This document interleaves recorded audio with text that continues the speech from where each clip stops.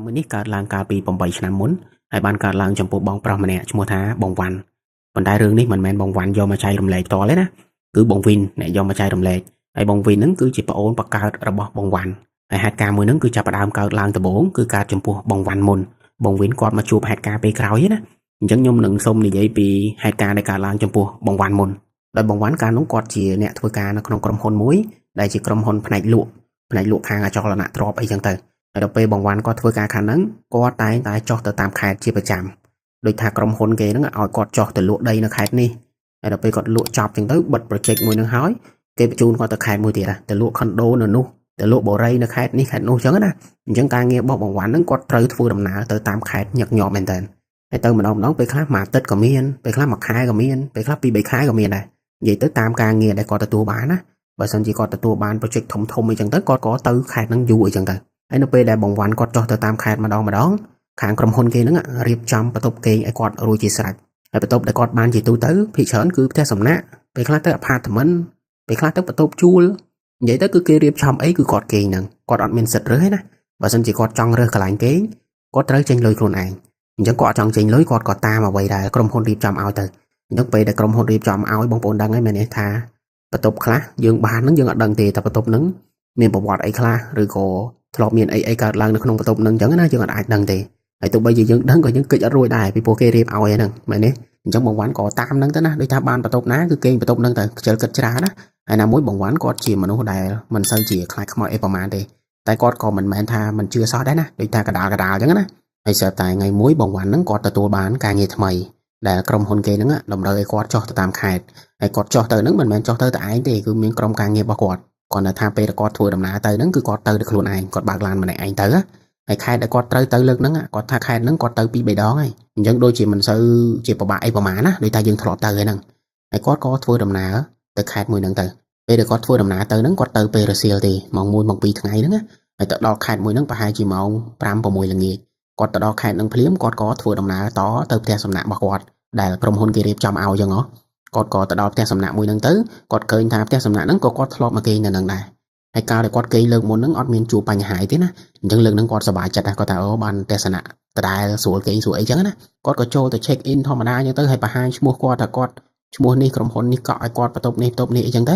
គេក៏នាំគាត់ទៅបន្ទប់គេងហើយបន្ទប់ដែលគាត់បានលើកហ្នឹងគឺមិនមែនបន្ទប់លើកមុនទេគឺផ្ទះសំណាក់តែមួយមែនប៉ុន្តែបន្ទប់ផ្សេងគ្នាលើកមុនបានបន្ទប់ជាន់ទី2អញ្ចឹងទៅដល់ពេលឥឡូវនេះបានបន្ទប់ជាន់ទី4តែគាត់ក៏អត់មានគិតអីច្រើនដែរមែនទេក៏ដើរចូលបន្ទប់ទៅរួចហើយសម្រាកបន្តិចទៅយប់ឡើងបានចេញពីផ្ទះសំណាក់ហ្នឹងទៅរកអីញ៉ាំជាមួយនឹងក្រុមការងាររបស់គាត់ណាហើយក្រុមការងាររបស់គាត់ហ្នឹងក៏គេងនៅក្នុងផ្ទះសំណាក់ហ្នឹងដែរប៉ុន្តែគេគេងបន្ទប់ខុសគ្នាបន្ទប់ម្នាក់មួយអញ្ចឹងទៅហើយលុះដល់យប់ឡើងពេលដែលគាត់ត្រឡប់មកពីញ៉ាំអីជាមួយក្រុមការងារគាត់ហ្នឹងគាត់ក៏ដើរចូលបន្ទប់រៀងខ្លួនអញ្ចឹងទៅហើយបងវ៉ាន់គាត់ចូលងូតទឹកមួយអីធម្មតាហើយដល់ពេលងូតទឹកមួយអីហើយក៏ឡើងទៅលើគ្រែគេងទៅហើយត្រឡប់គាត់ពេលដែលគេងនៅក្នុងផ្ទះសំណាក់រាល់ដងគាត់បិទភ្លើងនៅក្នុងបន្ទប់ទាំងអស់ប៉ុន្តែគាត់បើកភ្លើងបន្ទប់ទឹកហើយគាត់បើកទ្វារបន្ទប់ទឹកចោលទៅដើម្បីឲ្យភ្លើងចេញពីបន្ទប់ទឹកហ្នឹងវាភ្លឺតិចអញ្ចឹងណាអញ្ចឹងនៅមុខបន្ទប់ទឹកវាមិនភ្លឺមែនទេហើយនៅកន្លែងគ្រែគាត់គេងហ្នឹងគឺអាងឹតឆឹងអញ្ចឹងទៅហើយថ្ងៃហ្នឹងគាត់ថាគាត់ហត់ណាស់ដោយសារតែគាត់ធ្វើការតាំងពីព្រឹកហើយធ្វើដំណើរចេញពីថ្ងៃមកខេត្តហ្នឹងទៀតអញ្ចឹងអស់កម្លាំងណាគាត់ក៏បិទភ្នែកសង្ងំគេងនៅលើគ្រែហ្នឹងទៅហើយយប់ទី1ពេលដែលគាត់គេងនៅក្នុងបន្ទប់ហ្នឹងគាត់ថាអត់មានឃើញអ្វីទាំងអស់បិទភ្នែកពុបបើកភ្នែកមកវិញគឺភ្លឺហ្មងដូចថាដេកស្រួលគាត់ហត់ពេកហើយដល់ពេលព្រឹកឡើងអញ្ចឹងទៅរៀបចំខ្លួនទៅធ្វើការរបស់គាត់ទៅជួបអតិថិជនទៅលក់ទៅអីដែលគេណាត់ជួបហ្នឹងហើយថ្ងៃដំបូងហ្នឹងបងវ៉ាន់គាត់ថាគាត់ជួបអតិថិជនច្រើនមែនតើគាត់ហត់មែនតើគាត់ធ្វើការតាំងពីព្រឹករហូតដល់ម៉ោង7-8យប់តែកន្លែងដែលគាត់ណាត់អតិថិជនគាត់ហ្នឹងគឺមិនមែននៅក្នុងខេត្តហ្នឹងទៀតវានៅរៀងជីខេត្តអីចឹងទៅអញ្ចឹងគាត់ក៏ត្រូវធ្វើដំណើរទៅជីខេត្តហ្នឹងរហូតដល់ម៉ោង7យប់អីបានគាត់រួចរាល់ការងារអស់គាត់ធ្វើដំណើរមកផ្ទះសំណាក់គាត់វិញហើយពេលគាត់ធ្វើដំណើរមកហ្នឹងគឺគាត់ធ្វើដំណើរតែឯងទេក្រុមការងារផ្សេងគេទៅជួបអតិថិជនផ្សេងអញ្ចឹងណាគាត់មកតែឯងអញ្ចឹងទៅហើយអំឡុងពេលដែលបងវ៉ាន់គាត់ធ្វើដំណើរពីជីខេត្តហ្នឹងមកផ្ទះសំណាក់វិញគាត់ថាតាមផ្លូវស្ងាត់មែនតើទៅតែម៉ោង7-8យប់ទេប៉ុន្តែស្ងាត់មែនតើហើយងឹតឆឹងគាត់ថាយូរមានឡានមកមួយអញ្ចឹងទៅយូរមានម៉ូតូមួយអញ្ចឹងទៅហើយតាមផ្លូវគ្មានឃើញផ្ទះប្រជាជនអីនៅតាមផ្លូវទេមានតែពីចម្ងាយមើលទៅឃើញពូភ្លើងឃើញអីតិចអញ្ចឹងទៅហើយពេលហ្នឹងគាត់ថាព្រឺសបល់ដែរណាដូចថាបើកស្ងាត់តែឯងហើយតាមផ្លូវគ្មានភ្លើងគ្មានអីទេបើសិនជាគាត់បិទភ្លើងឡានគាត់ពុបគាត់ថាងឹតឆឹងហ្មងដល់ពេលយើងទៅមិនព្រឺសបល់ដែរមែនទេប៉ុន្តែអំឡុងពេលដែលគាត់ព្រឺសបល់នៅលើផ្លូវមួយហ្នឹងគាត់ឆ្លៀតឈឺនោមទៀតណាហើយយើងគិតមើលតែយើងឈឺនោមហើយវាពិបាកនឹងទប់ណាមែនទេ chứ tụi bây chỉ lấy ngắt mấy cái đó có thỏm cho tận nôm tí tới ấy bồng quán nó còn có chọt làn ở kiện phơi nữa rồi hay còn có đa tới đám chơi mà đám rồi hay nôm thôi mà đa chẳng tới còn tầm lồng pe thì có cho nôm nữa bồng quán có thà không miên làn không miên ấy chỉ cắt mùi thì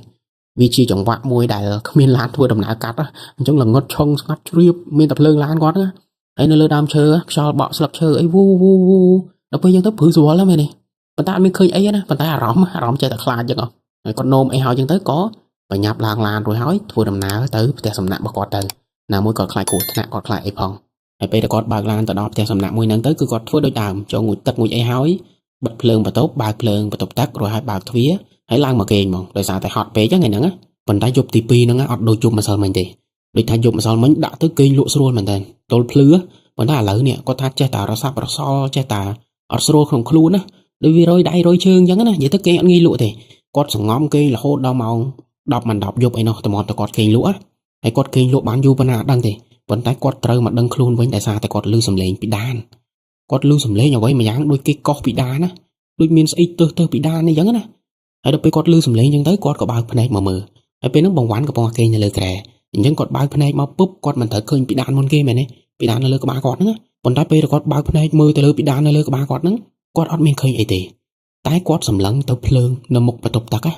xếp tới cọt khơi miên ru riêng mà nơi say mà nè cọt cho nơi và tục tắc và tục tắc để bao phượng bao thuê nó vì mình chặt phượng tránh máu hay chặt phượng nó cứ khơi này đi mà nè cho nó một lần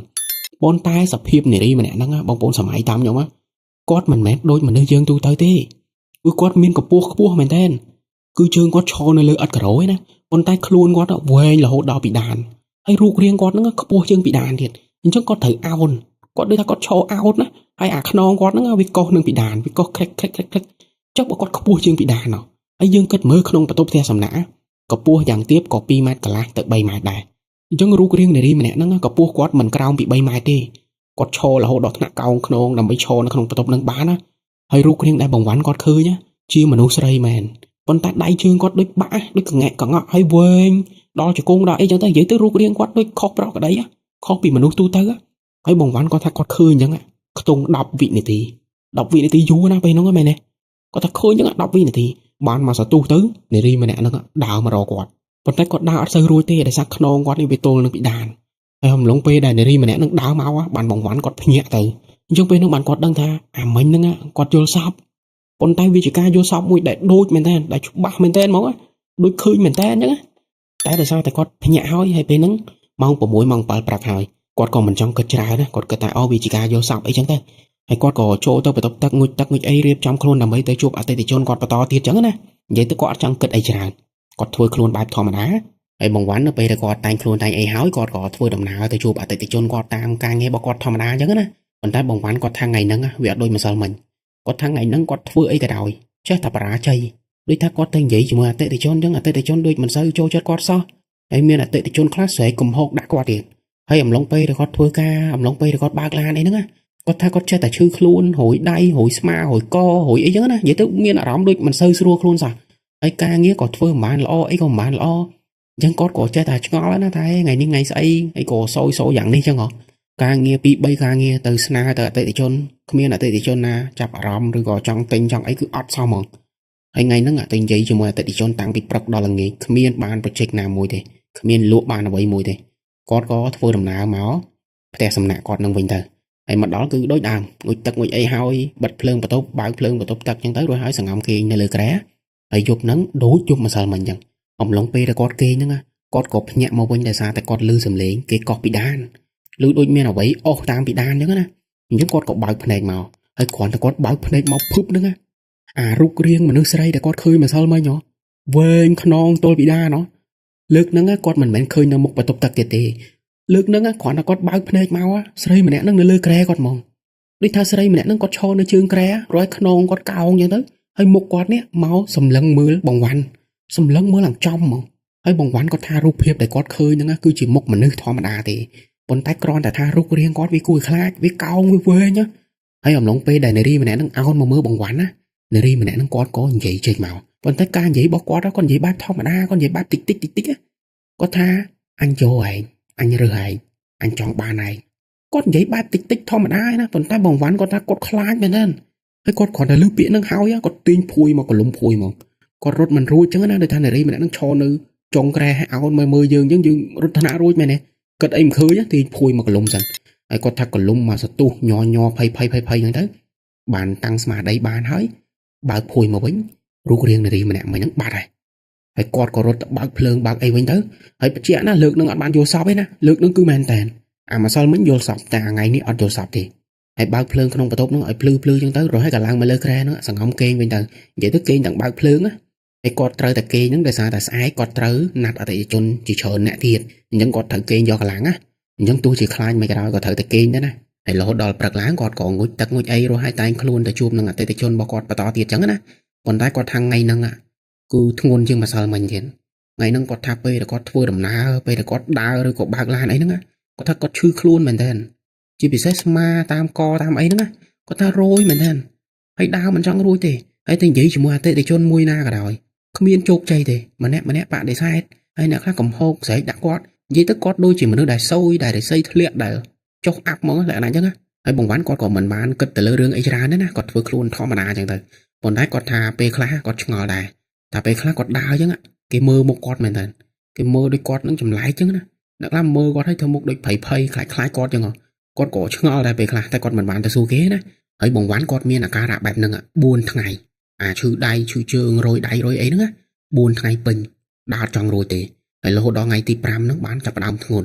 ដល់ថ្ងៃទី5ហ្នឹងគាត់ចាប់ផ្ដើមញ៉ាំអែតកើតគាត់ថាបាយដែលគាត់ទៅញ៉ាំជាប្រចាំម្ហូបដែលគាត់ចូលចិត្តញ៉ាំហ្នឹងគាត់គ្រាន់តែហិតក្លិនចង់ក្អួតមកហ្មងគាត់ថាម្ហូបទាំងអស់ហ្នឹងធំក្លិនដូចសម្រាមអញ្ចឹងធំក្លិនដូចស្អីមួយយ៉ាងអញ្ចឹងណាគាត់ថាឡើងស្អុយគាត់ញ៉ាំអត់ចូលទេអញ្ចឹងគាត់អត់ញ៉ាំដល់ពេលគាត់អត់ញ៉ាំអញ្ចឹងមានកម្លាំងណាស់មែនទេអញ្ចឹងគាត់មិនកាន់តែខ្សោយដូចមនុស្សឈឺអញ្ចឹងមែនទេនៅពេលដែលយើងអត់ញ៉ាំអីចូលខ្លួនយើងមានកម្លាំងណាទៅធ្វើការមែនអត់អញ្ចឹងបងវ៉ាន់ហ្នឹងគាត់ក៏មានអារម្មណ៍ដូចមិនសូវស្រួលដែរគាត់ក៏ខលទៅប្រាប់ម៉ាក់គាត់នៅផ្ទះហ្នឹងណាហើយគាត់ខលប្រាប់ម៉ាក់គាត់ដំបូងគាត់ក៏ប្រាប់ពីអាការៈរបស់គាត់សិនតែគាត់រយដៃរយជើងគាត់ឈឺនេះឈឺនោះហូបមិនកើតអីចឹងទៅហើយបានគាត់លើកហេតុការណ៍ដែលកើតឡើងនៅក្នុងបន្ទប់ផ្ទះសំណាក់មួយហ្នឹងតែគាត់ឃើញនារីម្នាក់ខ្លួនវែងអោនមកមើលគាត់ហើយខ្ពស់មែនតើទល់ពីដានអីចឹងគាត់និយាយប្រាប់ម៉ាក់គាត់បានម៉ាក់គាត់ថាឥឡូវនៅហ្នឹងហើយកុំទៅណាចាំម៉ាក់មករកនិយាយទៅម៉ាក់គាត់ជាមនុស្សដែលជឿទៅលើរឿងចឹងម៉ាក់គាត់គ្រាន់តែលើប៉ុណ្ណឹងប្រាប់ឲ្យបងវ៉ាន់នៅហ្នឹងហើយកុំធ្វើដំណើរមករកគាត់ចាំគាត់ធ្វើដំណើរមកវិញហើយបងវ៉ាន់ក៏អូខេតាមហ្នឹងទៅណាមួយគាត់មិនសូវមានកម្លាំងផងហើយប្រហែលជាម៉ោង1ម៉ោង2រសៀលបានម៉ាក់គាត់ហ្នឹងធ្វើដំណើរមកដល់ខេត្តដែលបងវ៉ាន់នៅហ្នឹងហើយម៉ាក់គាត់មកហ្នឹងមិនមែនមកតែឯងទេមកជាមួយនឹងបងវីដែលជាប្អូនបងវ៉ាន់ហ្នឹងនឹងពេលហ្នឹងមក2នាក់ហើយជាមួយបងវ៉ាន់ទៀតចឹង3នាក់ណាហើយគាត់ណាម៉ាក់គាត់ជាមួយនឹងបងវីមកជួបបងវ៉ាន់ភ្លាមគាត់ថាគាត់ឃើញបងវ៉ាន់ប្លែកមែនតើទាំងដែលគាត់ទៅតែបែកពីបងវ៉ាន់ហ្នឹង4-5ថ្ងៃហ្នឹងទេប៉ុន្តែសភាពបងវ៉ាន់ប្លែកមែនតើគឺគាត់ឡើងស្លក់ហើយស្រកគីឡូស្រកអីចឹងណាយើងគាត់ក្នុងនាមជាម៉ាក់គាត់ឃើញកូនគាត់អញ្ចឹងគាត់មិនបារម្ភមែនទេគាត់ក៏ឲ្យកូនគាត់ហ្នឹងផ្អាកពីការងារសិនទៅហើយគាត់នាំទៅរកគ្រូហើយបងវ៉ាន់ក៏អត់មានប្រកែកអីដែរគាត់ក៏ធ្វើដំណើរជាមួយម៉ាក់គាត់ហ្នឹងហើយពេលហ្នឹងបងវីគាត់នៅក្មេងដែរទេកាលនោះគាត់មិនសូវជាដឹងអីប្រហែលទេម៉ាក់ឲ្យធ្វើអីធ្វើហ្នឹងទៅនិយាយទៅតាមគេទៅតាមឯងអញ្ចឹងទៅហើយម៉ាក់គាត់ហ្នឹងបើកឡាននាំបងវ៉ាន់ហ្នឹងទៅជួបនឹងគ្រូម្នាក់ហើយផ្ទះគ្រូម្នាក់ហ្នឹងគឺមិនមែននៅក្នុងខេត្តបងវ៉ាន់នៅទេណាប៉ុន្តែផ្ទះគ្រូម្នាក់ហ្នឹងក៏នៅមិនឆ្ងាយពីខេត្តមួយហ្នឹងដែរនិយាយទៅធ្វើដំណើរប្រហែលជា7 ម៉ោងអីទៅគឺទៅដល់ផ្ទះគ្រូហ្នឹងណាហើយម៉ាក់គាត់មិនដឹងជាស្គាល់គ្រូហ្នឹងតាំងពីកាលទេនិយាយទៅគាត់នៅឃើញបងវ៉ាន់អញ្ចឹងភ្លាមម៉ាក់គាត់ទៅភ្លាមហ្មងហើយដល់ពេលទៅដល់មុខផ្ទះគ្រូហ្នឹងទៅផ្ទះគ្រូហ្នឹងគឺជាប្រភេទផ្ទះថ្មក្រោមឈើលើហើយមានលបងព័ទ្ធជុំវិញណាហើយពេលដែលម៉ាក់គាត់ទៅដល់លបងផ្ទះគ្រូហ្នឹងគាត់បើកចំហចោលអញ្ចឹងម៉ាក់គាត់ក៏ចតឡាននៅមុខផ្ទះហ្នឹងទៅរហូតបើកទ្វារឡានដើរចូលផ្ទះគ្រូហ្មងប៉ុន្តែគ្រាន់តែម៉ាក់គាត់ជាមួយបងវ៉ាន់ជាមួយបងវីហ្នឹងឈានចំហៀនចូលលបងផ្ទះគ្រូតា2-3ចំហៀនទេលេងគ្រូម្នាក់ហ្នឹងរត់ចេញមកឲ្យស្រែកកុំចូលទេអញស្រែកចឹងមកហ្មងអញ្ចឹងបងប្អូនគិតមើលបើសិនជាយើងជាពួកគាត់ប្រកាសជាភ័យហ្នឹងមែនទេដូចថាមកផ្ទះគេលេងម្ចាស់ផ្ទះគេដេញតែឯងកុំចូលមកអញ្ចឹងយើងក៏ប្រាំងណាមែនទេយូរពេលនោះពួកគាត់ឆ្ងល់មែនតែហេតុអីគ្រូរត់មកដេញពួកគាត់អីចឹងណាបានមកផ្លែទៅបានគ្រូនឹងគាត់ប្រាប់ថាគាត់មិនមែនដេញម៉ាក់បងវ៉ាន់ជាមួយបងវីនឹងទេអ្វីដែលគាត់ដេញហ្នឹងគឺអ្នកដែលមកតាមបងវ៉ាន់គាត់ថាគាត់ស្រែកមិនហ្នឹងឯងកុំចូលទេអញអាហ្នឹងគាត់ស្រែកឲ្យខ្មោចឲ្យអីដែលមកតាមបងវ៉ាន់ហ្នឹងអញ្ចឹងបានម៉ាក់បងវ៉ាន់ហើយបងវ៉ាន់អីគាត់យល់ប៉ុន្តែយល់ផងខ្លាចផងដូចថាមានខ្មោចមកតាមមិនខ្លាចមែនទេហើយណាមួយពួកគាត់អត់តន់និយាយរឿងអីប្រាប់គ្រូម្នាក់ហ្នឹងទេហើយគាត់នៅមកដល់ភ្លាមលោកគ្រូម្នាក់ហ្នឹងបើកក្បាលមកអញ្ចឹងហ្មងដល់ពេលយើងទៅម្នាក់គឺប្រាំងមែនទេណាហើយគ្រូម្នាក់ហ្នឹងដល់ពេលគាត់ឃើញបងវ៉ាន់ហើយគាត់ក៏និយាយទៅកាន់បងវ៉ាន់ហើយពាក្យដែលគាត់និយាយអត់សូវប្រួសទេណាបងប្អូនអានេះអភ័យទោសទុកជាមុនណាគាត់និយាយដាក់បងវ៉ាន់ថាឯងទៅធ្វើរឿងចង្រៃស្អីមក Bạn kia khăng ngày đó thằng nâng ai ta thua sấy mau ấy bông ván quát lư chẳng quát có mình đăng chỉ chloi mạch đài quát ót ban ta thua ấy tí ấy bông ván quát có bán riệp rọp rương ràng nó không theo sầm nạn nóng á quát ta quát chụp sợi mà nè nó không bật tốc nâng rụng riêng quát cua quát cao quát ấy chẳng là nó không bật tốc theo sầm nạn nè hay lúc cũ nâng quát to mà với nhau quát tham mình bạch phèp tí quát khơi nhau quát khơi mấy nâng á bây giờ bông ván đá châu mau nâng cứ sợi mà nè nó ngọt mau tam trong bạch phèp có quát đằng đài ấy cũ mà nè nâng nơi ta xua chẳng ta hãy ta thưa rương chẳng rải sấy mau còn ta bông ván quát to bọt ban vì bộ quát tha quát ở ta thưa ấy tí ấy đọc với lục khủ nó quát mơ ta quên ta mau tới quát tha ngày nâng á quát ở toán chui ấy bàn thì chẳng ngày nâng á ao ấy mạng bông ván á nó bông ván tới vọt sân tới chụp nâng lục ta rồi cổ lục bong ao soi tắc soi ấy tịch sân tư chăm sải chăm mà chụp quạt em muốn pe đại bông ván quát tranh tới á cụ mà nè nâng có ao gì và thổ xã sật ấy môi chẳng tơ đã chọc luôn á và ta chui ấy khuyên ban chán này còn là tha chui bàn tình tôi chẳng tơ còn ao bông ván nâng tục chọc luôn ấy quạt thằng bay nè nó có đào sầm đại từ lan quạt với nhá còn ta pe nó có đào trên vì là bóng te cru nữa hay đào mà đào lan quạt á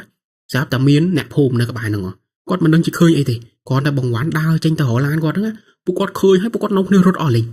trước số thay bộ quạt mẹ nào mấy bông quần cất mơ khơi bông ván hay rốt mỏng anh đang miến này tham mấy nẹp hôm nó quạt khơi dậy kê rồi gồ mấy chẳng á mấy đấy chúng mạ quạt hay chỉ môi bông ván nữa ban tầm ta ngon ban tầm ta khai chẳng á bộ quạt khai của thằng của ấy tam phơi rồi ấy bây đại bộ quạt thua đầm nái tao vọt nữa mạ quạt bạc lan bà đá sốt thọ bà đá đôi thà cà pia cồn á ấy tăng smart đây bạc lan là hốt tại đầu vọt ấy tại đó vọt cỏ sồi tắc sồi ấy chẳng tờ hay là bong đại sồi tắc ấy bông ván nữa là bong ăn miên sau này cài thì rồi cổ là bong ăn miên khơi ấy rồi cổ mày anh đi giờ đắng ấy nè còn là thà bộ quạt tao vọt tới cứ thò mà nào ăn miên rồi ấy thì ấy tranh bị vọt nâng hói bộ quạt cỏ tờ đó theo sầm nạ kế nhá ấy theo sầm nạ đại đó nó cứ theo sầm nạ thâm ấy á mình theo sầm nạ môn thì ấy chụp nó cứ bộ quạt chùi bắt tục tại mùi thì bàn tay cà pí á hay bông quý kê cho mũi mạng quạt nơi kè mũi chẳng tới bông quán quạt kê nơi kè mũi tiền hay chụp nắng bây là quạt kê quạt ọt bật phường thì tại sao quạt khla cho nhưng quạt bảo phường kê một hay kê đừng ọt này chẳng hạn là hộ đó chụp chờ thì bông quán quạt vô sọp thì này hay không vô sọp bao quạt đó quạt thắt đôi bứt mình tên rồi không vô sọp bao quạt nó quạt khơi luôn quạt đó kê nơi lơ kè mũi nè hay quạt khơi mạng quạt cho mũi ôn quạt bông quý đó kê nơi kè mũi tiền còn tay quạt nghệ màu càng sạm đầy quạt khơi miên mà nút say mà nè coi nơi lơ kè rồi hay sầm lăng mà mưa quạt hay rụt riêng sấy mà nè nó còn nó quạt khơi phlia mà cứ quạt chăm mà cứ chia rụt riêng mà nút say để quạt chụp nợ theo sầm nạ môn nó á đại rụt riêng veng pu tôi nó bị đan nó còn tay pe nó còn coi nó lờ kè hay có ba quạt nó tôi nó bị đan hay pe là quạt khơi bằng quán nó mơ quạt á quạt còn nghĩa mục mà mơ bằng quán mình hay con giấy bị tha hay trong kịch bị anh mến hay rốt mình rối tê hay kịch mình rối tê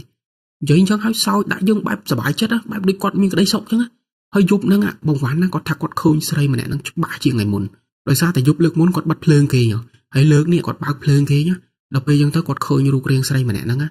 nơi tam đai trường bao quán nè miền nam choam pin đai pin trường hay một sấy mà nè nó miền rộng bua miền nam đâu mình đang chưa có tờ thở ấy thế nè hay sập hiệp quạt bẹp nó quạt ao một mình chỉ đã dương á bông ván lằng keng á còn ta chẳng vạ đài sấy mà nè nó sau chứ bông ván quạt có nhẹ màu bình thường nhưng các bạn quạt đằng á thà ô quạt vô sọc còn tay chỉ ca vô sọc mũi đại đối men thân ấy bông ván quạt cổ chập đam chập bài na thà này ri mà nè nâng háo đại tam quạt ấy pe được quạt tập theo khủ nó có phépได้ไหมเนี่ยthà sấy mà nè nó tam sấy mà nè nó không quạt ấy hả nhưng pe nó quạt chập đam chập bài ấy là mũi quạt mà kê theo sầm nạ tham ấy nè sấy mà nè nó nới tam mà đó theo sầm nạ mũi nâng tiền chứ không biết Việt Nam xây đây mà nè cứ miên tại này ri mà nè nâng háo đại tam quạt nhưng pe nó chập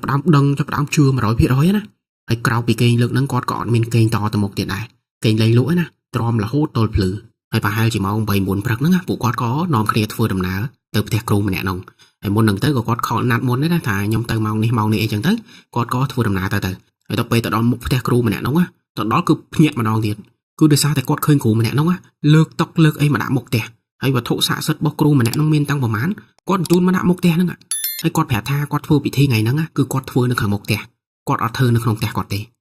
đang để asana quạt nơi cho tivi á tại quạt tới thôi nơi lâu rồi quạt mà thôi một tè rồi chân dương mình chưa ngon mà nè bị pro ấy cụ tu tới nó về để cái thua bị thí cái thua không tè cái thua nó mục và thổ xã giật bao kia tại cụ ní ở đây chu nào bán tranh màu hàng kẹo hay ọt hẹp dương này ọt ao dương dậy sờn điện ấy xong đấy quát quả cái đó đi có thể anh thơ nó mục anh trong thơ nó mục anh thơ nó không tè đi giấy tôi cùng rồi đã bộ quạt mình rồi tai là xa tại cụ mà nè nó quạt bạc cái á chẳng mặc bông vàng nó còn đi thà thòm á nè xong đấy mình pro ấy còn bà đói tam quạt sân đây ấy còn nó bông vàng á cho tới thua bị thi nè tới ai ông long pe để thua bị thi nó miền nè phum nè ấy để cái đã cắt một theo cụ mà nè nó ngỏ cái có out mưa out ấy chẳng tới hay từ bốn máu tầm nè pin nè nó bị du tứ មនុស្សច្រើនទៅហើយចុះបើគ្រូនឹងគាត់ធ្វើនៅមុខទេហ៎អញ្ចឹងគេមិនផ្អាកមកមើលមែនទេអញ្ចឹងច្រើនទៅហើយគ្រូម្នាក់នឹងធ្វើពិធីយូរមែនតើតាំងពីម៉ោង 8 9 ព្រឹកហ្នឹងរហូតដល់ម៉ោង 2 ម៉ោង 3 រសៀលហើយគ្រូនឹងគាត់អត់ញ៉ាំបាយទេណាគាត់ធ្វើតាំងពីព្រឹកហ្នឹងរហូតដល់រសៀលហ្មងហើយដល់ពេលគាត់ធ្វើហើយមុននឹងគាត់ឲ្យ3នាក់ម៉ាក់កូននឹងចេញមកវិញណាគាត់ក៏បានផ្ដាំទៅបង្វ៉ាន់ថាយ៉ែអ្វីដែលគាត់ចេះអ្វីដែលគាត់ធ្វើអ្វីដែលគាត់ជួយគឺគាត់ជួយអស់ហើយណាអញ្ចឹងចាប់ពីថ្ងៃហ្នឹងទៅផុតឬមិនផុតគឺវាអាស្រ័យទៅលើបង្វ៉ាន់ជាមួយនឹងវិញ្ញាណមួយហ្នឹងហើយចង់និយាយថាពីរនាក់ហ្នឹងមានកម្មពៀជាមួយគ្នាពីណាពីណីក៏អត់ដឹងទេគាត់ថាអ្វីដែលជួយបានគឺជួយអស់ហើយតែផុតឬមិនផុតគាត់អត់ធានាទេដោយសារតែវិញ្ញាណស្រីដែលមកតាមបង្វ៉ាន់ហ្នឹងគឺគេខឹងណាស់អ្វីដែលលោកគ្រូនឹងឃើញគឺខឹងមែនតើចងកំហឹងហ្មងហើយស្រីម្នាក់ហ្នឹងគាត់មិនដោះលែងបង្វ៉ាន់ងាយទេអញ្ចឹងបើសិនជាបង្វ៉ាន់នៅមានបនហើយមានវត្ថុស័ក្តិសិទ្ធិជួយគាត់នឹងអាចរួចផុតពីវិញ្ញាណស្រីម្នាក់ហ្នឹងហើយគ្រូគាត់ប្រាប់ថាចាប់ពីថ្ងៃហ្នឹងទៅក្នុងរយៈពេល7ថ្ងៃបើសិនជាបង្វ៉ាន់យករួចខ្លួនបានបង្វ៉ាន់ហ្នឹងរួចខ្លួនប៉ុន្តែបើមិនរួចខ្លួនទេគឺតាមហ្នឹងបើមិនស្លាប់ក៏ក្បែរស្លាប់ដែរគ្រូម្នាក់ហ្នឹងគាត់និយាយបែបហ្នឹងហើយបងប្អូនគិតមើលក្នុងនាមយើងជាបង្វ៉ាន់ឬក៏ម៉ាក់បង្វ៉ាន់ហ្នឹងយើងលើពាក្យហ្នឹងហើយយើងមានអារម្មណ៍មិនគឺយើងខំនាំកូនយើងមកធ្វើពិធីតាំងពីព្រឹកដល់រសៀលហើយដល់ពេលធ្វើចប់គ្រូម្នាក់ហ្នឹងដាក់មកឃ្លាហ្នឹងមកចប់ហ្មង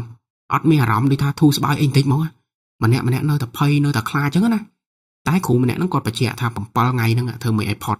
បើផុតគឺផុតហើយតែបើមិនផុតទេគឺតាមហ្នឹងអញ្ចឹងទៅហើយដល់ពេលធ្វើពិធីចប់អស់ហើយពួកគាត់ហ្នឹងក៏ជម្រាបលាគ្រូម្នាក់ហ្នឹងចេញមកវិញមកហើយចេញមកហ្នឹងក៏មិនមែនចេញដែរទៅទេណាមានវត្ថុស័ក្តិសិទ្ធិមានអីផ្សេងអញ្ចឹងទៅដែលគ្រូម្នាក់ហ្នឹងឲ្យបង្វ៉ាន់ទុកជាប់ខ្លួនទុកការពារខ្លួនអីទៅហើយមុននឹងគាត់ចេញមកហ្នឹងគាត់អត់ទាន់ទៅផ្ទះភ្លាមទេគាត់ធ្វើដំណើរទៅផ្ទះសំណាក់ដែលបង្វ៉ាន់គេងហើយគាត់ជួបស្រីម្នាក់ហ្នឹងគាត់ទៅផ្ទះសំណាក់ហ្នឹងមុនដោយសារតែអាវ៉ាន់របស់បង្វ៉ាន់គឺនៅក្នុងហ្នឹងអញ្ចឹងទៅប្រមូលអាវ៉ាន់សិនបានត្រឡប់ទៅផ្ទះហើយបើនិយាយពីការងាររបស់គាត់ហ្នឹងគឺមិនបាញ់និយាយណាគឺគាត់ឈប់ហើយគាត់ខ្លាចអញ្ចឹងសុំគេសម្រាប់សិនអត់មានធ្វើការអត់មានអីទេប្រមូលអាវ៉ាន់ហើយគឺទៅផ្ទះហ្មងហើយក្រោយពេលដែលទៅដល់ផ្ទះហ្នឹងស្អែកឡើងម៉ាក់គាត់ហ្នឹងក៏នាំបង្វ៉ាន់ទៅបួសប៉ុន្តែបួសតែ3ថ្ងៃណាបួសនៅក្នុងវត្តហ្នឹងទៅបង្វ៉ាន់គាត់ថាពេលគាត់នៅក្នុងវត្តគាត់មានជួបអីទេហើយ3ថ្ងៃហ្នឹងបន្ទាប់ពីបួសហើយក៏សឹកចេញមកវិញហើយបង្វ៉ាន់គាត់ថាក្រោយពេលដែលគាត់បួសហើយតែ3ថ្ងៃហ្នឹងទេគាត់ថាគាត់មានអារម្មណ៍ដូចធម្មតាមែនទេ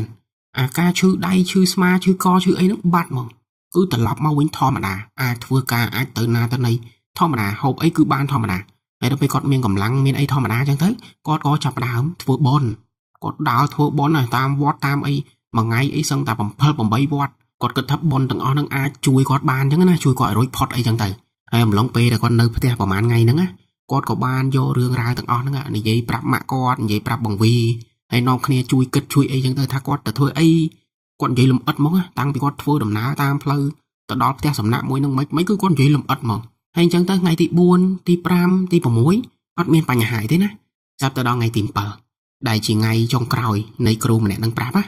ហើយថ្ងៃទី7ហ្នឹងវាក៏ត្រូវជាថ្ងៃដែលបង្វ៉ាន់ហ្នឹងណាត់ជាមួយនឹងអតិថិជនគាត់ថាថ្ងៃហ្នឹងគឺសំខាន់ណាស់ត្រូវតែទៅបើមិនត្រូវទេគាត់នឹងត្រូវបាត់បង់ការងារមួយហ្នឹងអញ្ចឹងណានិយាយទៅយើងអត់សូវយល់ចំណុចហ្នឹងទេណាបងប្អូនដោយសារតែអាហ្នឹងគឺជាការងាររបស់គាត់មែនទេអញ្ចឹងយើងអត់ដឹងទេថាវាសំខាន់ប៉ុណ្ណាប៉ុន្តែសម្រាប់បង្វ៉ាន់គឺវាសំខាន់ណាស់ហើយគាត់ក៏បានណាត់ជាមួយអតិថិជននៅថ្ងៃហ្នឹងថ្ងៃទី7ហ្នឹងហើយណាមួយរាងកាយរបស់គាត់នេះគឺវាធម្មតាវិញហើយក្នុងរយៈពេល6ថ្ងៃមុនហ្នឹងពេលដែលចេញពីបួសពេលដែលទៅធ្វើបន់ធ្វើអីអត់មានអាការៈអីទេអញ្ចឹងគាត់គិតថាវាបាត់ហើយវាជាហើយ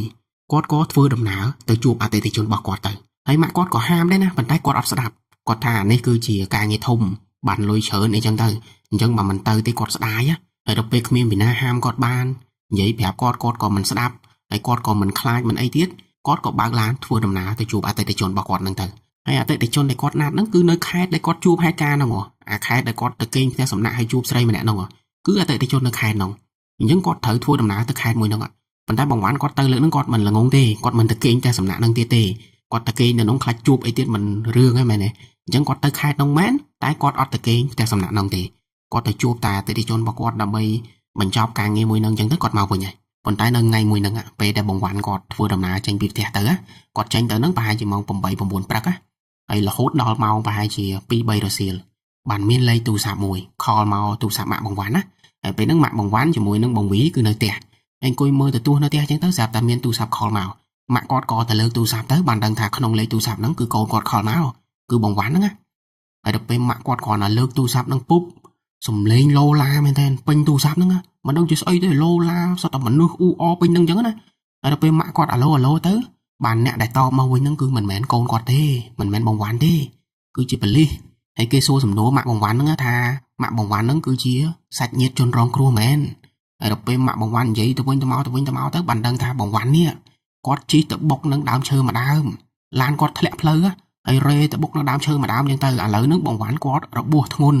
ហើយគេកំពុងតែបញ្ជូនគាត់ទៅមន្ទីរពេទ្យឈ្មោះនេះនៅខេត្តនេះអីចឹងទៅអាខេត្តថ្ងៃមុនដែលគាត់ជួបហេតុការណ៍ហ្នឹងគឺនឹងបងវ៉ាន់ជួបគ្រោះថ្នាក់នៅខេត្តមួយហ្នឹងហើយម៉ាក់គាត់គ្រាន់តែលឺអញ្ចឹងជាមួយបងវីជាមួយអីហ្នឹងធ្វើដំណើរទៅខេត្តមួយហ្នឹងភ្លាមដូចថាបារម្ភកូនណាខ្លាចបងវ៉ាន់ហ្នឹងជួបអីធ្ងន់ធ្ងរអញ្ចឹងហ៎ហើយម៉ាក់គាត់បើកឡានទៅបដៅយំបដៅអីចឹងទៅបងវីគាត់ឃើញតែម៉ាក់គាត់យំហ្នឹងហើយបងវីកាលនោះដូចនិយាយចឹងគាត់នៅរៀងក្មេងដែរទេគាត់10ឆ្នាំជាងណាអញ្ចឹងគាត់មិនសូវជាដឹងអីប្រហែលមិនសូវជាបានការអីទេបានត្រឹមតែតាមគេតាមឯងចឹងទៅហើយម៉ាក់គាត់ធ្វើដំណើរទៅដល់មន្ទីរពេទ្យដែលគេប្រាប់ហ្នឹងណាបានទៅដល់ម៉ាក់គាត់ឃើញថាបងវ៉ាន់ហ្នឹងគាត់ស្លាប់បាត់ហើយខាងមន្ទីរពេទ្យគេហ្នឹងក៏ប្រាប់ថាបងវ៉ាន់ហ្នឹងគាត់ស្លាប់ពេលដែលខាងពេទ្យគេហ្នឹងដឹកបញ្ជូនគាត់មកដល់ពេទ្យបានតែ1ម៉ោងទេ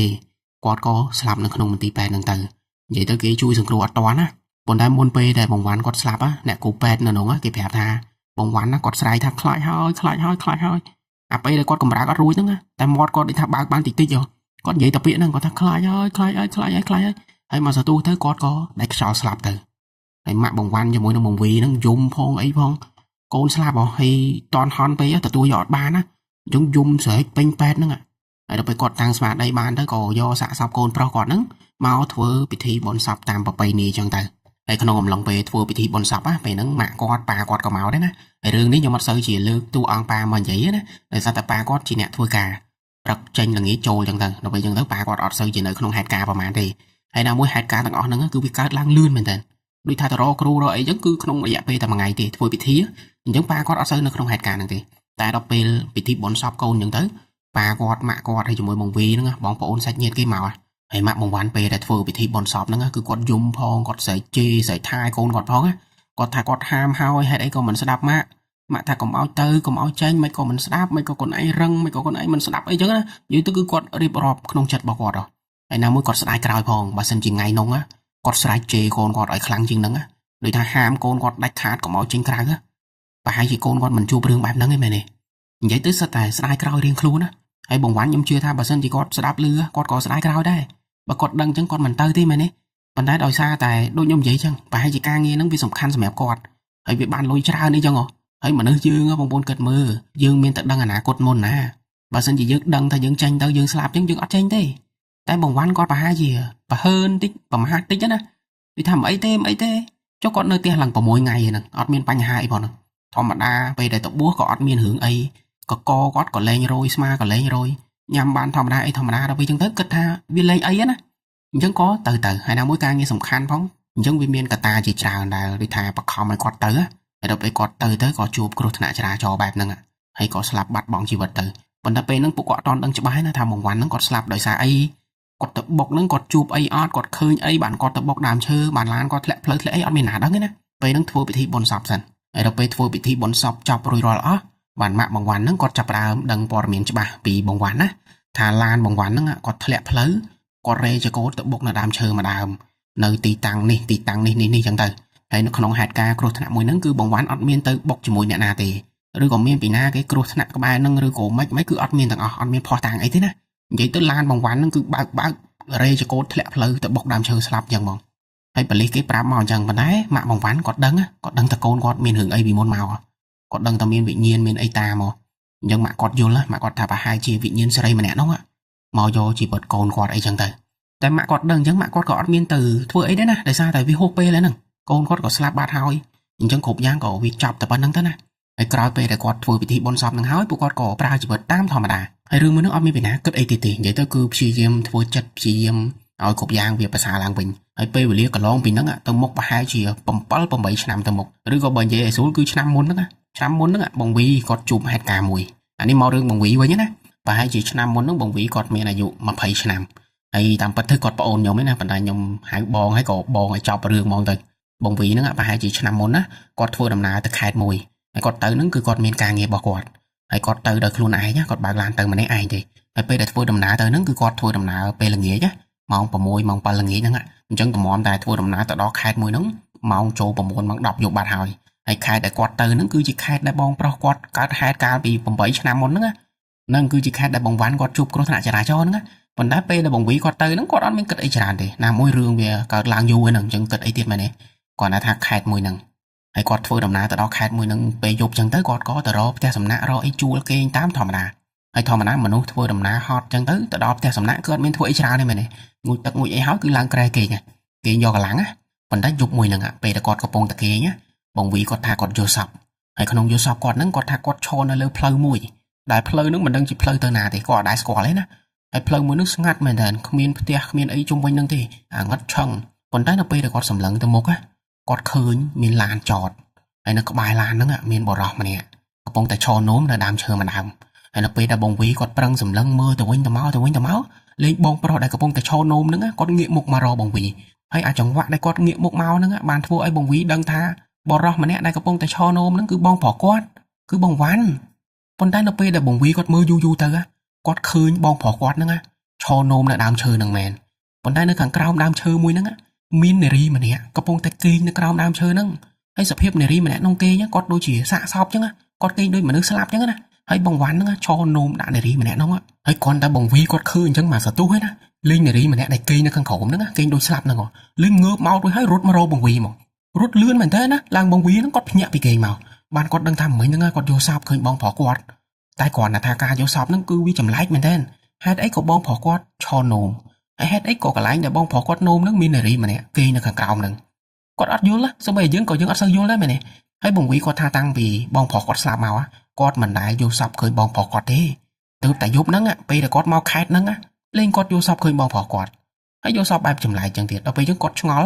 ់ហើយដល់ពេលព្រឹកឡើងគាត់ក៏អត់មានគិតអីច្រើនដែរគាត់ទៅធ្វើការរបស់គាត់បងវីគាត់ណាត់ជាមួយអតិថិជនឬក៏ភ្ញៀវគាត់ឬក៏ការងារអីគាត់ចឹងទៅគាត់ប្រាប់ឯណាគាត់ថាគាត់ទៅនិយាយការងាររបស់គាត់ហើយយប់ឡើងគាត់ក៏មកគេងនៅក្នុងផ្ទះសំណាក់ហ្នឹងដូចដើមហើយគាត់អត់មានគិតអីច្រើនទេដោយសារតែការងារហត់ពេកអត់មានពេលវេលាទៅគិតរឿងផ្សេងងូតទឹកងូតអីហើយសង្ងំគេងចឹងទៅប៉ុន្តែយប់មួយហ្នឹងគេងទៅយល់សពដូចម្សិលមិញចឹងគឺឃើញខ្លួនគាត់ហ្នឹងឈរនៅផ្លូវមួយរហូតឃើញឡានកំពុងតែចតហើយឃើញបងវ៉ាន់ឈរនោមទៅនឹងដើមឈើមួយដើមហើយក្រោមដើមឈើហ្នឹងមានស្រីគេងដូចមនុស្សស្លាប់ចឹងទៅហើយមកសន្ទុះស្រីម្នាក់ហ្នឹងងើបឡើងរត់មករកគាត់ប៉ុន្តែថ្ងៃហ្នឹងគាត់ថាគាត់ឃើញស្រីម្នាក់ហ្នឹងអត់ដូចថ្ងៃមុនទេថ្ងៃហ្នឹងគាត់ឃើញស្រីដែលរត់មករកគាត់ហ្នឹងគឺខ្ពស់មែនតើវែងមែនតើហើយដៃជើងវែងរត់មករកគាត់និយាយទៅគួរឲ្យខ្លាចមែនតើហើយដៃជើងរបស់គាត់វាមិនមែនត្រង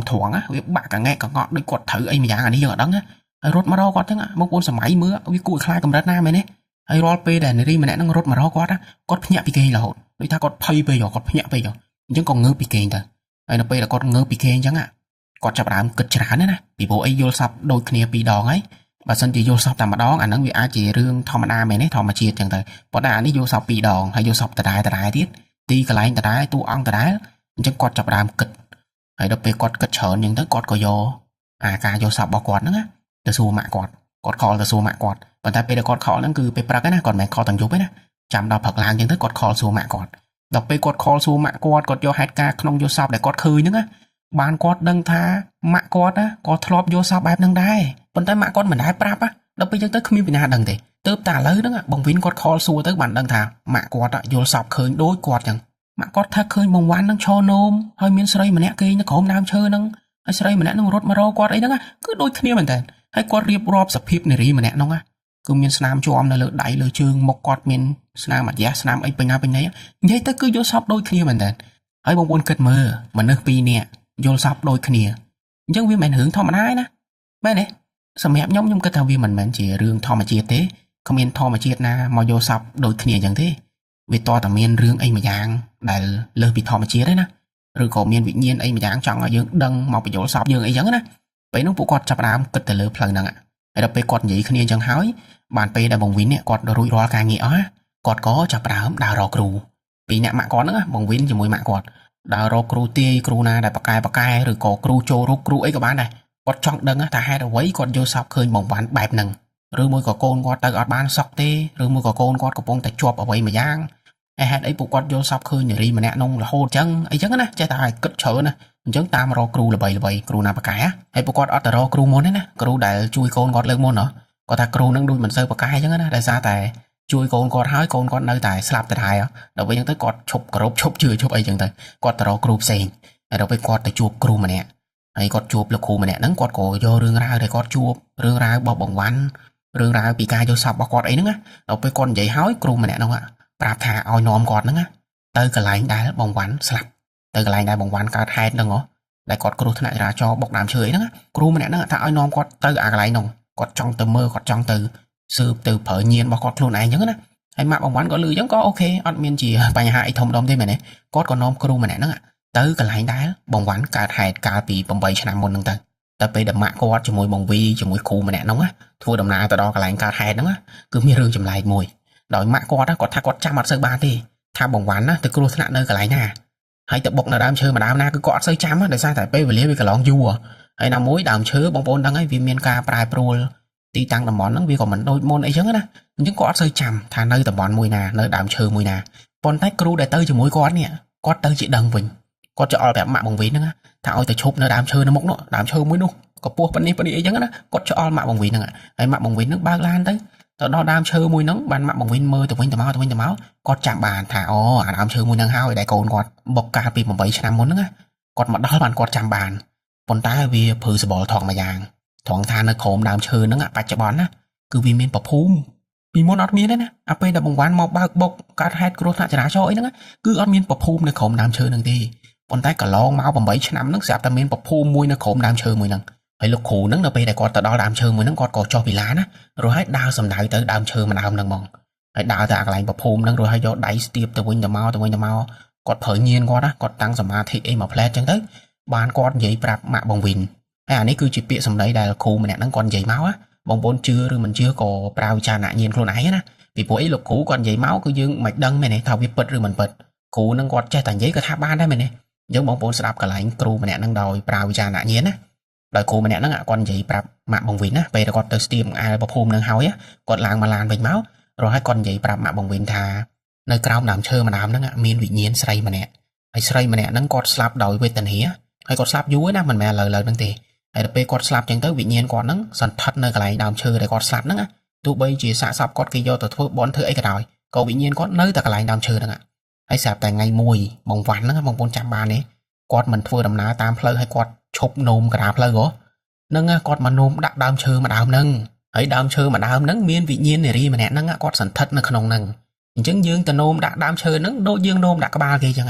អញ្ចឹងហើយបាននារីម្នាក់ហ្នឹងគាត់ខឹងគាត់តាមបងវ៉ាន់គាត់តាមចង់កំហឹងចង់ពីអញ្ចឹងណាដោយសារតែបងវ៉ាន់ទៅនោមដាក់គេហើយពេលដែលនារីម្នាក់ហ្នឹងគាត់ស្លាប់សាកសពគាត់គឺគេងនៅក្រោមដើមឈើហ្នឹងអញ្ចឹងទៅបងវិននេះគាត់ក៏នឹកទៅដល់ការយកសពរបស់គាត់គាត់មិនយល់សពឃើញបងវ៉ាន់ហ្នឹងឈរនោមដាក់ដើមឈើម្ដងហ្នឹងហើយនៅក្រោមដើមឈើម្ដងហ្នឹងមិនមាននារីម្នាក់គេងសាប់ក្រោមហ្នឹងមែនទេហ្នឹងគឺដូចអ្វីដែលគ្រូម្នាក់ហ្នឹងនិយាយអញ្ចឹងគឺបងវ៉ាន់មកនោមដាក់គេប៉ុន្តែគាត់ថាក្នុងយកសពគាត់ឃើញបងវ៉ាន់ឈរនោមដាក់សាកសពហ្មងតែការពិតមិនមែនអញ្ចឹងទេណាការពិតមិនមែនបងវ៉ាន់ហ្នឹងមកឈរនោមដាក់សាកសពទេពេលដែលបងវ៉ាន់នោមហ្នឹងប្រហែលជាគាត់អត់មានឃើញសាកសពអីទេ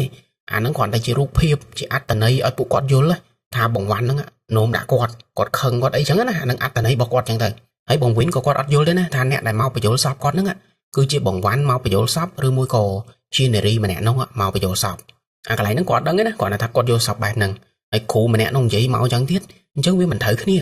ាហើយដល់ពេលត្រូវគ្នាចឹងទៅពួកគាត់មិនជឿមែនទេហើយគ្រូម្នាក់នោះគាត់និយាយបន្ថែមមកទៀតគាត់ថាវិញ្ញាណបងវ៉ាន់ណាគឺនៅនឹងដែរនៅកន្លែងប្រភូមិហ្នឹងប៉ុន្តែនៅជាបរិវាររបស់ស្រីម្នាក់ហ្នឹងដោយសារតែស្រីម្នាក់ហ្នឹងគឺគាត់ខ្លាំងណាស់គាត់កាយសាហាវណាស់អញ្ចឹងហើយបានអ្នកភូមិអ្នកដែលនៅក្បែរហ្នឹងគេមកធ្វើប្រភូមិឲ្យគាត់នៅក្រោមដើមឈើហ្នឹងដើម្បីទៅគោរពបូជាឬមួយក៏សុំសុភមង្គលសុំលេខឆ្នោតសុំអីចឹងទៅតាមអ្នកភូមិតែប្រភូមិហ្នឹងគឺអញ្ចឹងមិនមែនជាប្រភូមិវត្ថុស័ក្តិសិទ្ធិអីទេគឺប្រភូមិធ្វើឲ្យនារីដែលស្លាប់នៅក្រោមដើមឈើម្ដងហ្នឹងប៉ុន្តែគាត់ទៅតែមកធ្វើឯណាមិនមែនធ្វើតាំងពីសម័យបងវ៉ាន់នោមហ្នឹងទេការដែលបងវ៉ាន់គាត់មកនោមមកអីហ្នឹងគឺអត់មានប្រភូមិអត់មានអីទេអានេះគឺគេធ្វើពេលក្រោយណាហើយគ្រូម្នាក់ហ្នឹងគាត់និយាយរៀបរាប់ចឹងអស់ទៅគាត់ក៏មកធ្វើពិធីគាត់ធ្វើពិធីជួយដោះវិញ្ញាណបងវ៉ាន់ទៅវិញកុំឲ្យបងវ៉ាន់នៅជាប់នៅហ្នឹងហើយគាត់ធ្វើពិធីមិនមែនមួយផ្លែទេណាគាត់ធ្វើ2 3ថ្ងៃទៅមកតែចប់ហើយនៅពេលដែលធ្វើពិធីធ្វើអីរួចរាល់អស់ពេលហ្នឹងពេលក្រោយទៀតណាម៉ាក់គាត់នេះជាមួយបងវិនណាគាត់នៅឆ្ងល់ហើយគាត់ចង់ដឹងព័ត៌មានពីស្រីម្នាក់នោះគាត់ចង់ដឹងថាមានស្រីណាមកស្លាប់នៅក្រោមដើមឈើនឹងមែនអត់ហើយបើសិនជាមានមែនតើគាត់ស្លាប់ដោយសារអីគាត់ចង់ដឹងពីព្រោះអីថ្ងៃមុនពេលដែលគ្រូមកគាត់គ្រាន់តែនិយាយថានៅក្រោមដើមឈើហ្នឹង មានស្រីម្នាក់ធ្លាប់ស្លាប់នៅហ្នឹងហើយគេធ្វើប្រភពហ្នឹងដើម្បីឲ្យស្រីម្នាក់ហ្នឹងនៅហ្នឹងអីចឹងទៅគាត់អត់មានប្រាប់លម្អិតណាអញ្ចឹងម៉ាក់គាត់ជាមួយបងវិននេះចង់ដឹងគាត់ក៏ធ្វើដំណើរមកកន្លែងដើមឈើម្ដងហ្នឹងអាដើមឈើដែលមានប្រភពហ្នឹងគាត់មកតំបន់ហ្នឹងទៅដើម្បីសួររកព័ត៌មានសួររកអ្នកចិត្តខាងដែលគេដឹងគេឮចឹងហ៎ហើយដូចខ្ញុំនិយាយតាំងពីដំបូងចឹងអាផ្លូវហ្នឹងអត់សូវមានមនុស្សនៅទេតតែជិះទៅមុខតិចទៀតបានមានផ្ទះប្រជាជនអីចឹងទៅអាផ្លូវហ្នឹងគ្រាន់តែជាផ្លូវឆ្លងកាត់ណាយកអត់សូវមានមនុស្សនៅអត់សូវមានអីទេទៅដល់មុខតិចទៀតបានគាត់ជួបនឹងអ៊ីម្នាក់ដែលគាត់ជាអ្នករស់នៅតំបន់ហ្នឹងណាហើយគាត់ក៏សួរអ្វីដែលគាត់ចង់ដឹងទៅណាសួរធ្វើដូចអត់ដឹងរឿងណាគាត់សួរអ៊ីម្នាក់ហ្នឹងថាអ៊ីហេតុអីក្រុមដើមឈើម្ដងហ្នឹងមានប្រភពនៅក្រុមហ្នឹងហើយគេធ្វើដើម្បីអីគាត់ចង់ដឹងព័ត៌មានណាបានអ៊ីម្នាក់ហ្នឹងគាត់និយាយប្រាប់មកគាត់ថាពីមុនណាកាលពីប្រហែលជា20ឆ្នាំមុនមិនមែនទៅឥឡូវទេណាគឺយូរមែនតើ20ឆ្នាំមុនកាល20ឆ្នាំមុនហ្នឹងមាននារីម្នាក់គាត់ត្រូវប្រុសមកក្រុមធ្វើបាបណាហើយមិនដឹងជាធ្វើបាបតាំងពីកន្លែងណាមកទេគឺគេចាប់នារីម្នាក់ហ្នឹងមកក្រុមដើមឈើម្ដងហ្នឹងព្រោះអាប្រុសមកក្រុមហ្នឹងវានាំគ្នារំលោភធ្វើបាបគ្នាវាយគ្នាធ្វើអំពើហិង្សាផ្សេងៗដាក់នារីម្នាក់ហ្នឹងហើយពួកអស់ហ្នឹងវាវាយវាធ្វើបាបអស់ចិត្តហើយវាក៏រត់ទៅរហូតដល់ស្អែកឡើងបានគេមកឃើញសាកសពនារីម្នាក់ហ្នឹងគាត់គេស្លាប់នៅក្រោមដើមឈើម្ដងហ្នឹងហើយប៉ូលីសនៅពេលដែលដឹងព័ត៌មានទៅគេក៏តាមចាប់ឃាតករតាមចាប់អីចឹងទៅហើយក្រោយពេលដែលនារីម្នាក់ហ្នឹងស្លាប់ទៅអ្នកភូមិឬក៏អ្នកដែលឆ្លងកាត់ផ្លូវហ្នឹងគេតែងតែឃើញនារីម្នាក់ហ្នឹងឈរនៅក្រោមដើមឈើម្ដងហ្នឹងហើយសភាពរបស់គាត់គឺជាំដៃជាំជើងចុះគេវាយគាត់ហើយមុខរបស់គាត់វិញគឺខ្ទេចខ្ទីអស់ហើយហើមផងជាំផងអីចឹងណាហើយស្រីម្នាក់ហ្នឹងចូលចិត្តលងមនុស្សប្រុសជាងមនុស្សស្រីពេលដែលឆ្លងកាត់តាមផ្លូវហ្នឹងអត់សូវឃើញទេប៉ុន្តែបើសិនជាមនុស្សប្រុសឆ្លងកាត់ផ្លូវហ្នឹង10នាក់អីឃើញ9នាក់អីឃើញស្រីម្នាក់ហ្នឹងឈរក្រោមដើមឈើហ្នឹងពេលខ្លះរត់មករកពួកគាត់តាមម៉ូតូតាមឡានអីហ្នឹងហើយដំបងអ្នកភូមិឃើញនារីម្នាក់ហ្នឹងជារូបរាងមនុស្សយើងទូទៅប៉ុន្តែយូរទៅលេងនារីម្នាក់ហ្នឹងគាត់មិនមែនជារូបរាងមនុស្សទេគាត់ទៅជារូបរាងមួយដែលខ្ពស់3ម៉ែត្រជាងអញ្ចឹងណាហើយដៃវែងជើងវែងបាក់ដៃបាក់ជើងខ្ទេចខ្ទីអស់ក៏រត់តាមពួកគាត់ហ្នឹងហើយអាចំណុចហ្នឹងអ្នកភូមិក៏អត់យល់ដែរថាហេតុអីនារីម្នាក់ហ្នឹងគាត់បដូររូបរាងពីព្រោះពីមុនពេលដែលគេឃើញគាត់មកលងគាត់លងជារូបរាងមនុស្សហ្នឹងរូបរាងរបស់គាត់ហ្នឹងតែក្រោយមកទៅជាខ្ពស់ទៅជាវែងទៅជាកម្ពស់3ម៉ែត្រ4ម៉ែត្រដល់ពេលអញ្ចឹងទៅអត់មានណាយល់ទេហើយម្នាក់ខ្លាចមែនតើនារីម្នាក់ហ្នឹងដូចវាលើសពីខ្មោចទេណាហើយពេលអ្នកភូមិរកគ្រូរកអីមកមើលរកប្រសង់អង្គណាដែលល្បីមកបណ្ដេញវិញ្ញាណនារីម្នាក់ហ្នឹងអត់មានពីណាដេញបានទេអញ្ចឹងពួកគាត់ទាំងអស់គ្នាហ្នឹងក៏សម្រេចចិត្តថាធ្វើប្រភូមិឲ្យនារីម្នាក់ហ្នឹងមួយទៅឃើញលោកគាត់អត់ឡងគេអត់ឡងឯងអញ្ចឹងណាតែគាត់ធ្វើប្រភូមិហ្នឹងគាត់ទៅតែធ្វើពេលក្រោយទេ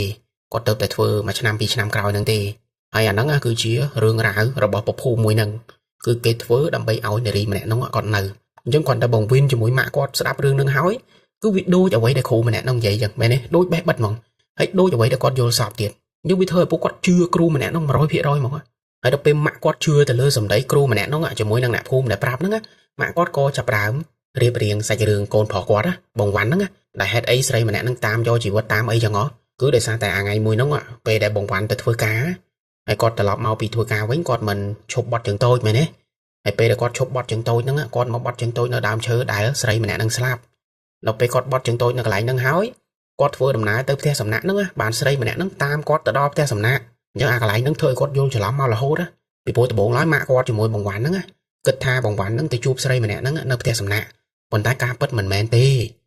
គឺបងវ៉ាន់មកនោមដាក់ដើមឈើដែលគេនៅនេះបានស្រីម្នាក់ហ្នឹងតាមគាត់រហូតដល់ផ្ទះសំណាក់ហ្នឹងហើយចាប់ពីពេលហ្នឹងទៅបងវ៉ាន់ទៅណាក៏ដោយក៏ស្រីម្នាក់ហ្នឹងទៅតាមដែរហើយស្រីម្នាក់ហ្នឹងគាត់តាមបងវ៉ាន់ប្រហែលជាគាត់ជិះពីលើកអានេះស្មានខ្លួនឯងណាបងប្អូនណាដោយសារតែបងវ៉ាន់គាត់ថាគាត់ចេះតែរយស្មារយកអញ្ចឹងវាអាចទៅរួចដែរនារីម្នាក់ហ្នឹងដូចថាតោងកឬមួយក៏ជិះពីលើកអីចឹងណាហើយនារីម្នាក់ហ្នឹងក៏អញ្ចឹងទៅតាមយកជីវិតបងវ៉ាន់ហ្នឹងរហូតដល់បងវ៉ាន់គ្រោះថ្នាក់ចរាចរណ៍ហើយបងវ៉ាន់គ្រោះថ្នាក់ចរាចរណ៍ស្លាប់ហ្នឹងគឺមកបុកចំអាកន្លែងដើមឈើដែលគាត់នោមហ្នឹងវាចៃដន្យណាស់លើដើមឈើមកកណោអត់បុកឲ្យមកបុកចំអាកន្លែងដើមឈើគាត់នោមអញ្ចឹងអាកន្លែងហ្នឹងយើងអាចសន្និដ្ឋានបាន 100% ហ្មងថានារីម្នាក់ហ្នឹងមកយកជីវិតបងវ៉ាន់គាត់ឲ្យបងវ៉ាន់រេចកោតទៅបុកដើមឈើម្ដងហ្នឹងឬមួយក៏ឲ្យបងវ៉ាន់ឃើញគាត់នៅលើផ្លូវបានគាត់រេចកោតទៅបុកឬមួយក៏មិនក៏យើងអត់ដឹងពីព្រោះយើងអត់នៅក្នុងហេតុការណ៍គាត់ថាសភាពឡានរបស់បងវ៉ាន់ហ្នឹងគឺគាត់ធ្លាក់ផ្លូវហើយមានស្នាមអុសស្នាមប្រាំងស្នាមអីចឹងអញ្ចឹងខាងប៉ូលីសអីហ្នឹងគេសន្និដ្ឋានថាអញ្ចឹងថាគាត់ហ្នឹងរេចកោតរេអីធ្លាក់ផ្លូវទៅបុកដើមឈើម្ដងហ្នឹងស្លាប់ទៅហើយអាទាំងអស់ហ្នឹងគឺជារឿងរ៉ាវដែលបងវ៉ាន់គាត់ជួបហើយតាមពិតទៅហេតុការណ៍ខ្លះម៉ាក់គាត់ជាមួយនឹងបងវីអត់នៅក្នុងហេតុការណ៍ទេដោយកន្លែងពេលដែលបងវ៉ាន់ហ្នឹងគាត់ឈប់ឡាននោមអីចឹងណាម៉ាក់គាត់អត់នៅក្នុងហេតុការណ៍ទេអញ្ចឹងម៉ាក់គាត់អត់ដឹងទេមែនទេថាបងវ៉ាន់ហ្នឹងនោមដាក់ដើមឈើមួយណាម៉ាក់គាត់អត់ដឹងទេណាប៉ុន្តែម៉ាក់គាត់ដឹងថាបងវ៉ាន់ឈប់ឡាននោមដោយសារតែគាត់ប្រាប់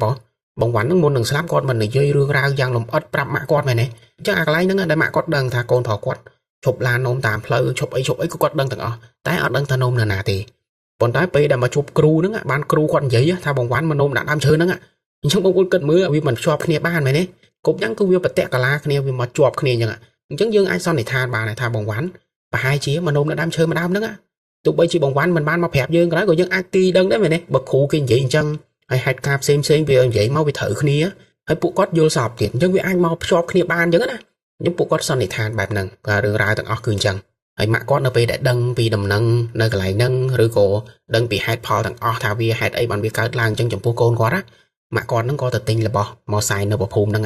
មកសុំកម្មាទោសថាសុំទោសដែលកូនគាត់មកនោមដាក់នំអីចឹងណាហើយអានេះគឺម៉ាក់បងវ៉ាន់ណាគាត់ធ្វើអញ្ចឹងប៉ុន្តែខ្ញុំជឿថាបើសិនជាអ្នកផ្សេងវិញណាគាត់ដឹងហេតុការបែបហ្នឹងហើយមិនសូវគាត់មកកំទេចប្រភូមិហ្នឹងក៏ថាបានដែរមែនទេដោយថាប្រភូមិហ្នឹងមកយកជីវិតកូនគាត់ណាខ្ញុំពេលខ្លះគាត់អាចទប់មិនជាប់ដែរមែនទេតែម៉ាក់បងវ៉ាន់អត់ទេគាត់យល់គាត់ថាកូនគាត់មកនោមដាក់កន្លែងគេនៅអញ្ចឹងទៅគាត់ក៏មកសុំទោសអញ្ចឹងទៅហើយណាមួយគាត់ខ្លាចវិញ្ញាណកូនគាត់ទៅមិនបានសុខណាអញ្ចឹងគាត់ក៏មកធ្វើការអហោសិកម្មឬក៏សែនឬក៏សុំទោសគេអញ្ចឹងទៅហើយក្រោយមកម៉ាក់គាត់ជាមួយនឹងបងវិនហ្នឹងក៏អត់ជួបរឿងរ៉ាវអីទៀតដែរសូម្បីតែយកសពឃើញបងវ៉ាន់មិនក៏អត់ដែរនិយាយទៅដូចគ្រប់យ៉ាងវាស្ងប់ទៅអញ្ចឹងណាហើយនេះគឺជារឿងរ៉ាវទាំងអស់ដែលកើតឡើងចំពោះបងវ៉ាន់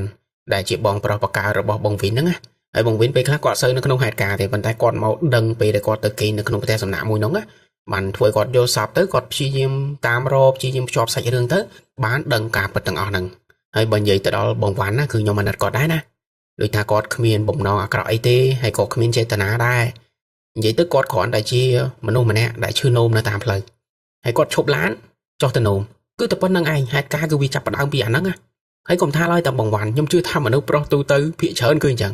តែឈឺនោមកន្លែងណារកដើមឈើរកអីដែលគួរសមទៅនោមហើយគាត់មានដឹងណាថាកន្លែងដែលគាត់នោមហ្នឹងគឺធ្លាប់មាននារីស្លាប់នៅក្រោមហ្នឹងហើយវិញ្ញាណគាត់សន្ធិដ្ឋនៅក្នុងដើមឈើមួយហ្នឹងយើងមិនទៅដឹងមែនទេហើយអាពេលដែលបងវ៉ាន់គាត់ឈរនោមហ្នឹងគាត់ក៏មិនបានឃើញអីដែរគាត់ថាផ្លូវកន្លែងហ្នឹងវាស្ងាត់ណាស់វាព្រឺសបល់អញ្ចឹងណាតែអត់មានឃើញអីទេអញ្ចឹងយើងមានតែគិតអីច្រើនមែនទេហើយមនុស្សប្រុសជាទូទៅខ្ញុំគិតថាអញ្ចឹងទាំងអស់ឈប់កន្លែងណានោមកន្លែងហ្នឹងអត់មានគិតអីច្រើនទេណាប៉ុន្តែមានដឹងណាគ្រាន់តែនោមហើយហ្នឹងវិញ្ញាណដែលសន្ធិដ្ឋនៅកន្លែងហ្នឹងគេខឹងគេចងកំហឹងយើងគេទៅយកជីវិតយើងរហូតដល់ផ្ទះសំណាក់ហ្នឹងហើយបងប្អូនចាំពាក្យនារីម្នាក់ហ្នឹងបានទេពេលដែលមកលងបងវ៉ាន់គាត់មិននិយាយថាអញរើសឯងអញយកឯងអញចង់បានឯងគាត់ចង់យកហ្នឹងប្រហែលជាចង់យកបងវ៉ាន់ទៅធ្វើបរិវាររបស់គាត់ហើយខ្ញុំក៏អត់ដឹងដែរថានារីម្នាក់ហ្នឹង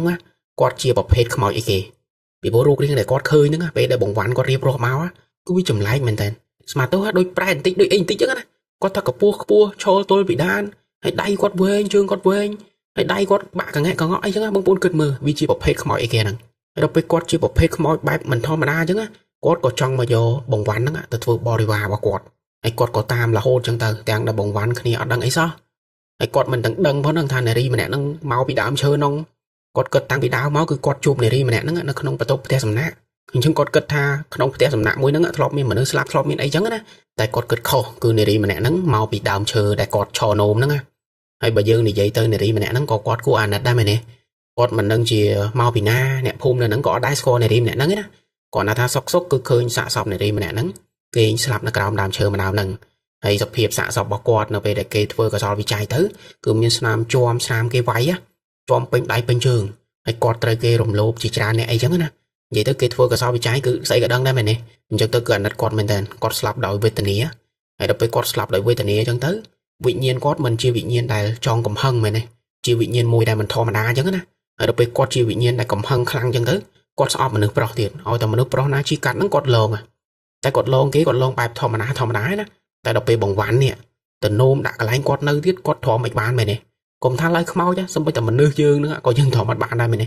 ដូចតែយើងនៅកន្លែងហ្នឹងគេមកនោមដាក់កន្លែងយើងនៅយើងទ្រាំបានអត់ប្រកាសជាអត់ដែរមែនទេ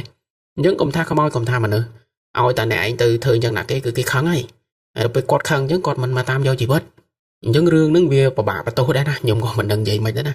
បងវ៉ាន់គាត់ធ្វើគាត់គ្មានចេតនាទេប៉ុន្តែគាត់បានធ្វើហើយស្រីម្នាក់ហ្នឹងក៏អញ្ចឹងទៅមកយកជីវិតគ្នាអញ្ចឹងទៅ